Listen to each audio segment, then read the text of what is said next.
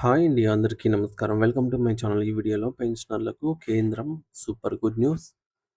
పూర్తి సమాచారాన్ని వీడియోలో తెలుసుకుందాము. వీడియో ఎక్కడే గానీ స్కిప్ చేయకుండా ఎండ్ వరకు చూస్తే అప్పుడు ఇన్ఫర్మేషన్ పూర్తిగా అర్థమవుతుంది.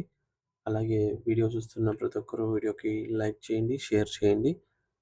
కొత్తగా మన ఛానల్‌ని చూస్తున్నవారైతే సబ్స్క్రైబ్ చేసుకోవడం అయితే మర్చిపోకండి ఫ్రెండ్స్. కేంద్ర ప్రభుత్వ పెన్షనర్లకు అతి త్వరలోనే ఒక అద్భుతమైన మరియు శుభవార్త అందబోతోంది.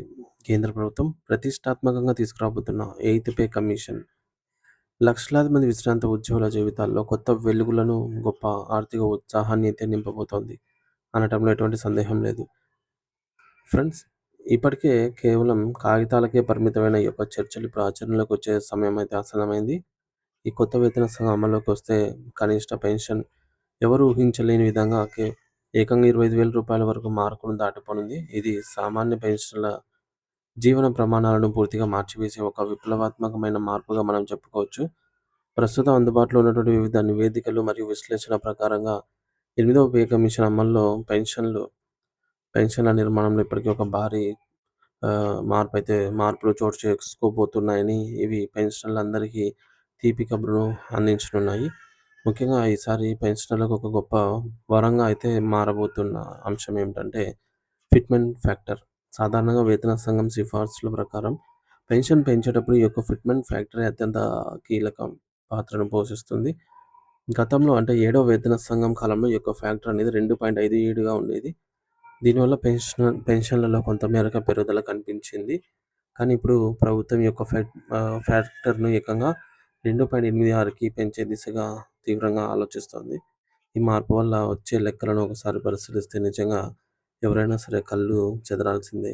ఉదాహరణకు, ఒకవేళ ప్రభుత్వం గనుక ఈ యొక్క 2.86 రెట్లు ఫిట్మెంట్ ఫ్యాక్టర్‌ను గనక అధికారికంగా ఖరారు చేస్తే ప్రస్తుతానికి నెలకు కేవలం రూ. 9,000 కనీస పెన్షన్ అందుతూ ఉన్న తరుణంలో ఒక సామాన్య పెన్షనర్ యొక్క మొత్తం పెన్షన్ అది ఏకంగా రూ. 25,740కు పెరగబోతోంది. అంటే ఇది దాదాపుగా 3 రెట్ల పెరుగుదల అన్నమాట. దీనివల్ల నిత్యావసర వస్తువుల ధరలు పెరుగుతున్న తరుణంలో వృద్ధులకు గొప్ప ఆర్థిక వెసులుబాటు అయితే కలుగుతుంది. అయితే దీంతో పాటుగా కేంద్ర ప్రభుత్వం ఇటీవల ప్రతిపాదించినటువంటి యూపీఎస్ యూనిఫైడ్ పెన్షన్ స్కీమ్ పెన్షనర్లకు ఒక కొండంత అండగా అయితే నిలవబోతోంది. ఈ పథకం ప్రకారంగా ఒక ఉద్యోగి తన సర్వీస్‌లో 25 ఏళ్ల కాల పరిమితిని విజయవంతంగా పూర్తి చేసినట్లయితే వారు పదవీ విరమణ పొందే ముందు చివరి 12 నెలల సగటు బేసిక్ పేలో యావరేజ్ లాస్ట్ 12 నెలల బేసిక్ పేలో సగటు అంటే లాస్ట్ 12 నెలల బేసిక్ పే డివైడెడ్ బై 12 అందులో 50% సగం మాత్రమే పెన్షన్‌గా పొందే అవకాశం అయితే ఉంటుంది. ఇది వారి శ్రమకు దక్కే సరైన గౌరవం అని చెప్పవచ్చు. అంతేకాదు తక్కువ కాలం పనిచేసిన వారికి కూడా ప్రభుత్వం విస్మరించలేదన్నమాట.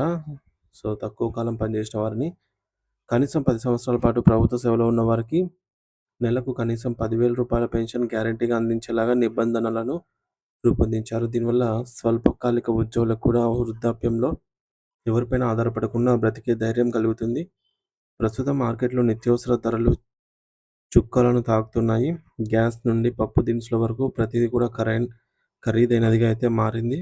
ఇలాంటి పరిస్థితుల్లో జీవన వ్యయం విపరీతంగా పెరిగిపోతుండటాన్ని ప్రభుత్వం గమనించింది. అందుకే ఈ యొక్క రిటైర్డ్ ఉద్యోగులకు ముఖ్యంగా వారి వృద్ధాప్యంలో ఎటువంటి ఆర్థిక ఇబ్బందులు కలగకూడదు అనేటటువంటి లక్ష్యంతో వారికి పూర్తి ఆర్థిక భరోసా కల్పించడమే ప్రధాన ధ్యేయంగా కేంద్రం ఈ అడుగులు ముందుకు అయితే వేస్తోంది. పెన్షన్ అనేది కేవలం ఒక సహాయం కాదు. అది ఉద్యోగులు తమ జీవితకాలం చేసిన సేవలకు దక్కిన ఫలితం. మొత్తానికి 8వ వేతన సంఘం సిఫార్సులు గనక పూర్తి స్థాయిలో అమల్లోకి వస్తే పెన్షనర్ల ఆర్థిక కష్టాలకు మరియు అప్పుల బాధలకు శాశ్వతంగా చెక్ పడినట్లే అని మనం భావించవచ్చు. ఈ యొక్క భారీ పెంపు ఎప్పుడు వస్తుందని దేశవ్యాప్తంగా ఉన్నటువంటి లక్షలాది మంది పెన్షనర్లు ఇప్పుడు 1000 కళ్ళతో ఎంతో ఆశగా ఎదురు చూస్తూ ఉన్నారు. మరి ప్రభుత్వం దీనిపై తన అధికారిక ప్రకటనను ఎప్పుడు వెలువరిస్తుందో అని, జీవోలు ఎప్పుడు జారీ అవుతాయో అని తెలుసుకోవాలని చెప్పేసి అందరూ ఎంతో ఉత్కంఠతగా అయితే వేచి చూస్తూ ఉన్నారు.